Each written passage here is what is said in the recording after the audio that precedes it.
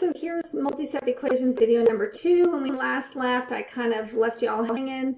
Sorry about that, technical difficulties. So here we were. Hopefully you finished these 2 problems. If you didn't, pause the video now, see if you can work them out. See if you can do it without looking at my answers. This one is a little bit more important because you're going to end up with a fraction. So just make sure you guys are following the steps and doing what you need to be doing. And we'll do number 6 really quick. Y minus 6y plus 21 equals 76. Here again, I'm going to combine these and get negative 5y because this is 1y minus 6y. Positive 1 minus 6 is going to give me negative 5 plus 21 equals 76. This is my given. This would be distribution. This would be combining like terms. Notice I have not done anything about inverse up to this point. I have done no inverse operations. None. If you are doing inverse operations at this point, think again. This is not inverse operation time. Only here, when after you've combined your like terms, do you now say, okay, now I'm going to do something to one side of the equal sign as well as the other side. Now is where my properties begin. So I'm going to subtract 21 from each side. And I'm going to get negative 5y equals 55. So here I've used my inverse operation of subtraction. Then my last step is division. And I'm left with y equals negative 11. All right, so moving on, let's flip to the back, and we're going to do just a couple more. If you would pause the video and actually see if you can try to work these problems, that would be really smart on your part to make sure that then your questions are getting answered as I'm going through this stuff. If you're just remotely or rotely writing everything down and not thinking about it, now's the time to pause the video and do some of these on your own, okay? So hopefully you paused the video. If you did and you got to this one, hopefully you got this. You distributed, you subtracted, you combine your like terms. Now you get to this point and you might get stuck. But let me tell you, do not be afraid of 0. 0 is a number. And so just go ahead and keep following the rules. Keep doing what you're supposed to be doing. Do not be afraid of 0. The only time you want to be afraid of 0 is when it's in the denominator, and we are not getting to that right now. So we've got 0. We're going to divide by negative 20, just like we would if that was an actual number. We're going to get C equals 0 divided by negative 20 is 0, and there is your answer.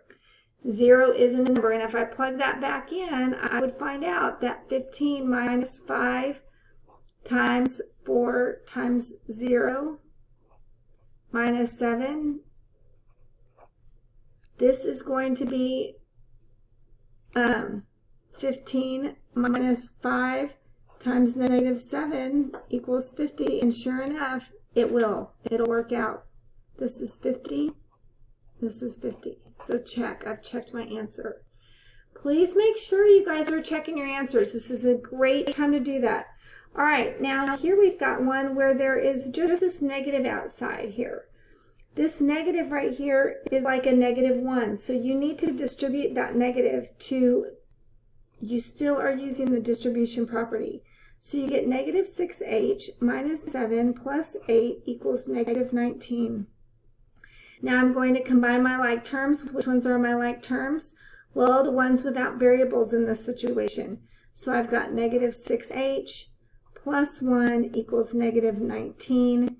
Now I'm going to start using, now that I've noticed up until now, I've only combined like terms. I'm not using any inverse operations. At this point here, now that I've combined everything, I can start using my inverse operations. And I get negative 6h equals negative 20. H is going to equal, divide both sides by negative 6. and I get negative 20 over negative 6, and that's going to reduce to, let's see, 10 over 3, positive 10/3, okay? And if we were going to check our answer on that, if you get a fraction, of course you're going to want to check your answer. So if I put that, I'm just going to put that right there, and you're going to say, all right, negative 6 times 10 over 3 plus 7 plus 8, does that actually equal negative 19? Well, let's see. 60 divided by 3, or however you want to do this. I usually divide these first, but you can multiply and then divide. You're going to get negative 20 plus 7 plus 8 equals negative 19. Negative 27 plus 8. And sure enough, that is checked. So I've checked that answer. All right, please make sure you're checking your answers. Moving on, now we've got some fractions involved, which are so great and fun. I love that. You've got an adult math assignment with some fractions. I suggest you do that more every day. So I'm going to distribute this negative 1/3 to 9, and I'm going to get negative 1/3 times 9 is going to be negative 3. If you don't know how to do that, see if you can work it out where you can think about how to do that. Times, or plus, negative 1/3 times 42. Well, 42 divided by 3 is going to give me, this is going to be a negative, so I'm going to change that. 42 divided by 3 is going to give me 14 minus 5x equals negative 70. And look at that. All of a sudden, my fraction is gone because both of these are evenly divisible by 3. So once you divide them out, they will evenly divide by 3. So moving on, now I'm going to combine my like terms. I see I've got these two terms that need to be mushed together. I'm not using inverse operations, I'm just combining them. So negative 3 minus 5 is going to give me negative 8x minus 14 equals negative 70. Now that all my terms are combined, at this point and this point only, can I start using inverse operations. Please notice. So I'm going to add 14 to both sides, and I'm left with negative 8x equals, and then I'm going to get 56, negative 56, negative 70 plus 14. Now I'm going to divide by 8, and I'm going to get x equals positive 7. All right? Go ahead and finish 10, 11, 12, and then when you come back, I will show you the answers. Please, please, please stop the video and see what you can do. All right, so here is the work that goes along with 10, 11, 12. Please make sure you guys are doing this because it's not going to help you if you're just copying down my answers. Make sure you're working it, checking back, trying to figure it out, and understanding the difference between combining like terms and inverse operations. What is the difference? When do you combine like terms? When do you do inverse operations? That's going to be a little bit of a quiz questions. All right, moving on. Now we're going to solve where you've got variables on both sides of the equal sign. So the steps are the same. You're just going to first distribute. You're going to second combine like terms on each side of the equal sign. Then you're going to move variables to one side and constants to the other. Remember that a constant is a number without a variable, and then you're going to solve. So let's see what that looks like.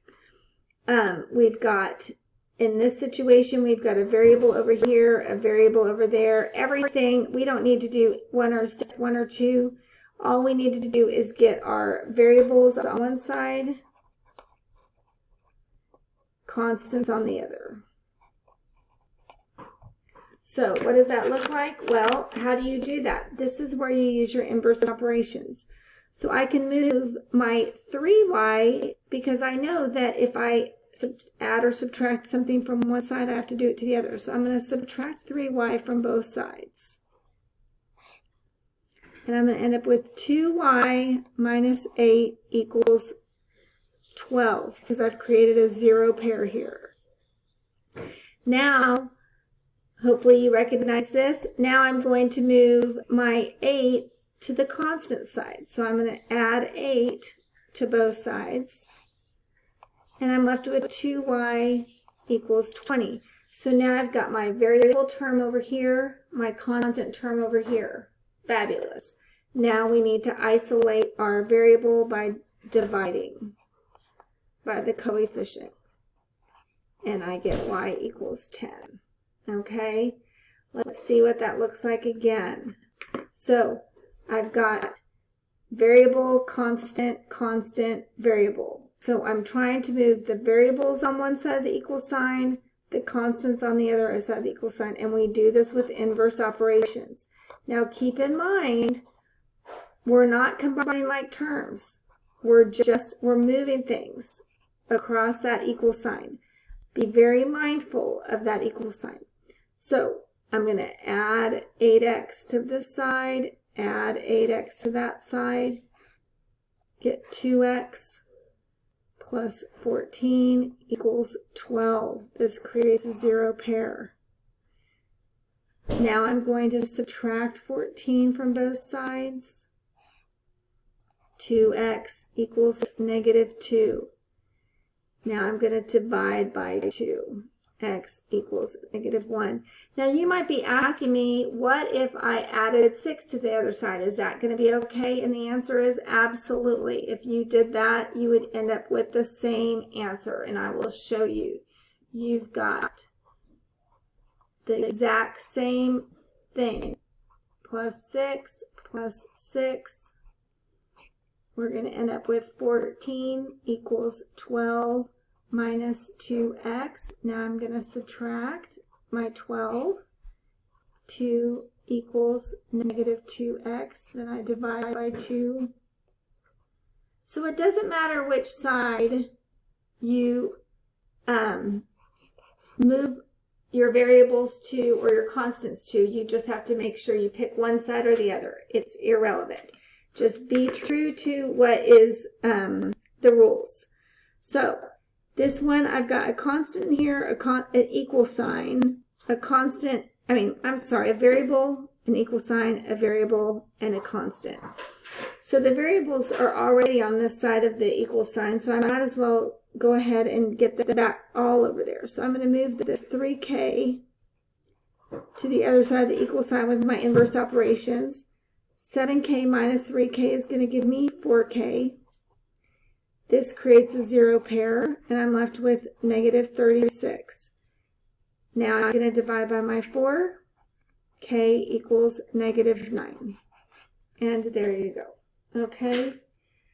I'm going to go ahead, work 4, 5, 6, 7, 8, and then I'll come back and do one of the last problems with you. So finish those. All right, check your answers. All right, and then here is the back. Check your answers. Here is the most important part that I really want you to check. If you see these circles, you need to make sure you're getting to this place. If yours does not match this, then you're not going to get your answer correct. You need to make sure you're combining your like terms first and then doing your inverse operations. I know I keep hounding you on that. But just check, and that's the most important part right here, making sure that this line, the one that's circled, matches mine. All right, guys, that's it for this video. See ya at Zoom.